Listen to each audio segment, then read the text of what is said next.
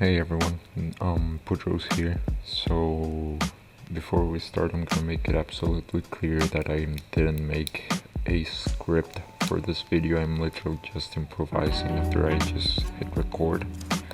Same with the background gameplay. I didn't script anything. I just went ahead and recorded. Like I'm just speaking over silent gameplay. Well, sort of silent gameplay. Well, I would explain that later, but that would take some time. So basically, what has been happening as of lately is people like Oscar or other YouTubers saying that, oh no, backport is going to end and everyone's going to die. There's going to be a nuke on your porch or something. Like, that's very fucking stupid. Yeah, I'm gonna say straight up, it's very fucking stupid. Just like people are saying that Phantom Force is dying. Why?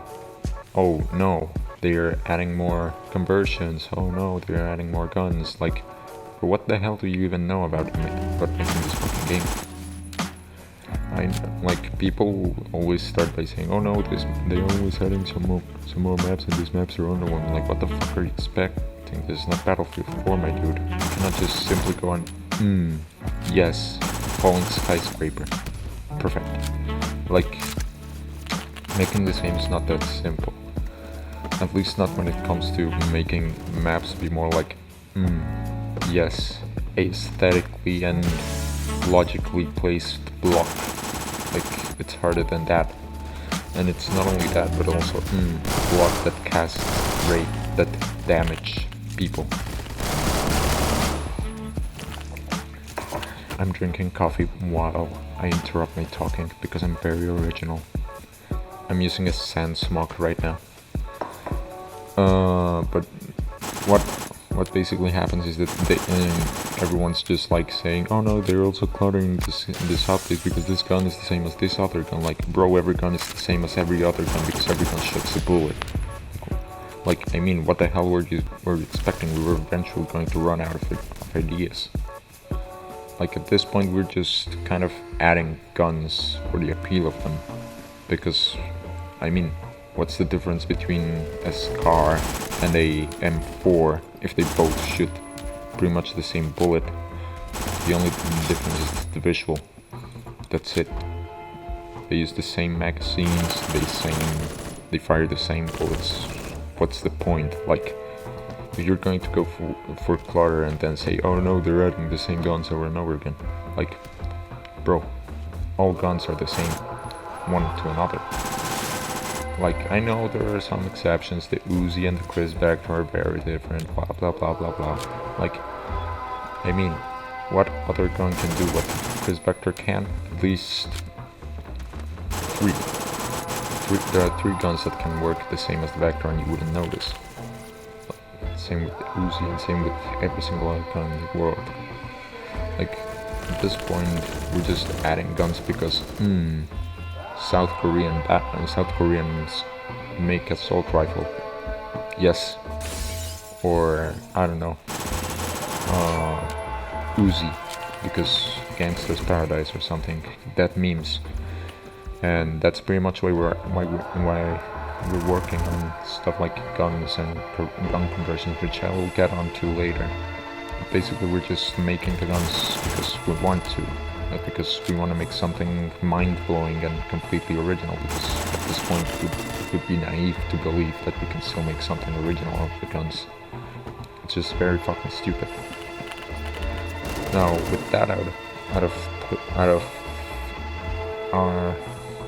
of our focus, let's talk about gun conversion. So with gun conversions, people are just cringing onto this argument that conversions are pretty unbalanced, and if they are not overpowered, they're just painstakingly underwhelming. But like, not only that, like, before I continue, I will say that people are not only saying that, but that they are also saying that there's an overload of unnecessary conversions and stuff. And coffee sip and basically there's a lot of conversions because it's an easier way of adding new guns without actually making new guns. I'll explain. For example, the AUG A3 Power is getting an A40 Smith & Wesson conversion, which is pretty much alternative 10 mil. But basically, instead of us having to actually copy and paste the AUG A3 Power and renaming it to AUG 40, we can just make a conversion and say, hey, AUG 40 conversion. Same with the stuff like Type 37 or the HK337. Like, instead of having to make completely new guns, such as the thing with the Colt SMG and the M4, which could have been made into a conversion, we just couldn't at the time, and we can. Like, what happens now is that instead of having to model a completely new gun, we can just simply, conversion, yes, it works, perfect.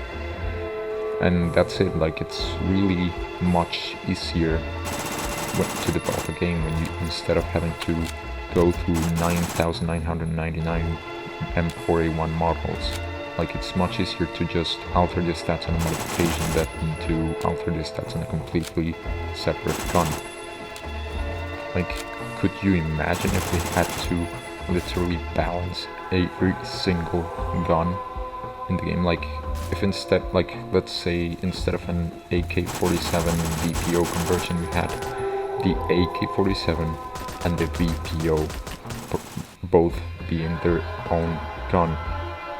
It's impossible, and it would just actually contribute to the clutter people are saying there is in the game, because yeah, there are a lot of guns in the game, but there's not that much guns in the game.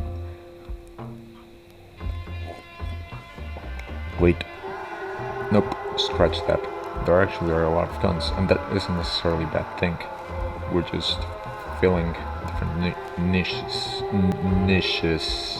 We're just filling different niches for people, because, I mean, up until just recently, Phantom Forces started adding guns and stuff from everywhere. Like, for example, the Executioner, the Uzi, the Tar, guns from very exotic and unique countries, each with their own characteristics. But for stuff like the Type 37, it would just have been pretty much clutter, because the Type 37 is just, I think it's Chinese. Let me Google it. Great. Let me the Type 37. Type 37 M3A1. It's a Chinese M3A1. Like, it would just have been cluttered. Now, for other stuff like the 9mm vector and the 45 ACP vector is pretty much the same as well.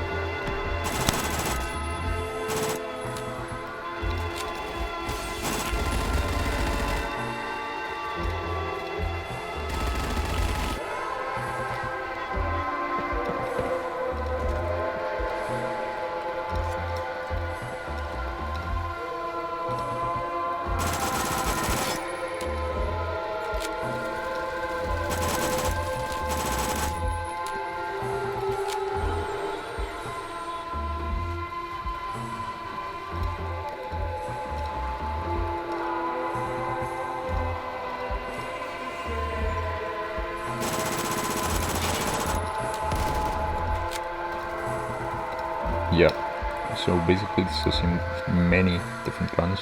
Like, imagine having the TRG with 338 Lapua Magnum and the TRG with 338 Norma both being separate guns. Like, that's pretty much the logic we made when we were working on conversions. So it's pretty much just a more optimal way of adding content without actually adding content. Like, we're pretty much just filling niches while we get the new framework, which is something I will talk about right now. I have to cut this recording here. So, about the new framework, because this is also a video to speak about why Phantom Forces doesn't have podcast changes. So basically, this is not a secret anymore, but basically, Shay, Lido, and Axis mainly have been working on the new core framework.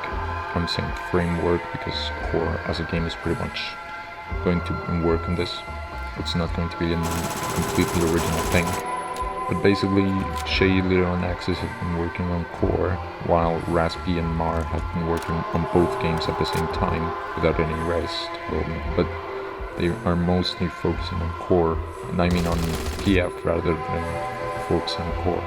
If somebody aside of them aside of Shay, Lido, and Axis, has to keep the game alive.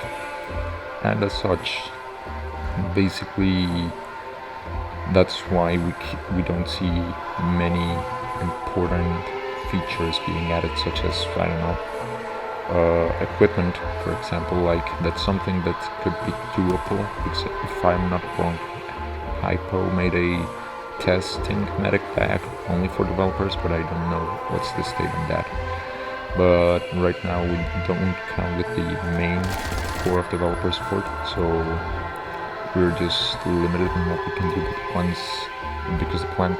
Once the core framework is backported to Phantom Forces, because the framework for core, once core releases, is going to be backported to Phantom Forces, and so boom, Phantom Forces 2.0 is going to be here, and everyone's going to praise Jesus, Allah, Jehovah, or Satan, or something, I don't know. But the thing is, once we get core done, we're basically going to backport it, and since the core framework will support so many fucking things, like, I asked Lido the other day, out of pure randomness, if the core would support something like a battle pass, and Lido said yeah, it can support a battle pass, and he actually was planning to do it. And I don't know, also the Q-frame, which is the new animation engine they made for core, it's pretty much amazing. And while Phantom Force can't support it, the core framework can, and it's making good use of it. And not only that, but also basically the core framework is pretty much better in every way. So the plan was to develop that framework until it was on a working condition, because it's still far from done. The PF hub is going to come out first, then the core framework will come out second, which will be pretty much Phantom Forces Infinity War, sort of like Phantom Forces 2.0, the big sequel, the Great Remaster or something. I don't know, you make your own title, but that's pretty much the plan. Like, I think I'm extending myself, so I'll do a too long didn't read. TLDR, core framework equals Phantom Forces 2.0 framework, because it's going to get backported at the end. And basically that's the whole point. That's why Phantom Forces doesn't change. We don't have enough framework power. We're at full framework capacity. And as such, people have started to say, oh no, Phantom Forces is coming to an end. And like, bro, what the hell do you mean it's coming to an end? It has like 7,000 players all the time. Like, I know Arsenal has 30,000 players, and I know Adopt Me has like 300, like the whole universe playing at the same time, and Roblox servers die when, I don't know, Adopt Me adds a new poop emoji or makes it packed with Satan. But how do I say this? Phantom Force is not dying, it's just on a temporary pause to its success. Yeah, that's how I will say it. It's on temporary pause, and that's where I will leave the video. Like, subscribe, and comment if you like this. See ya.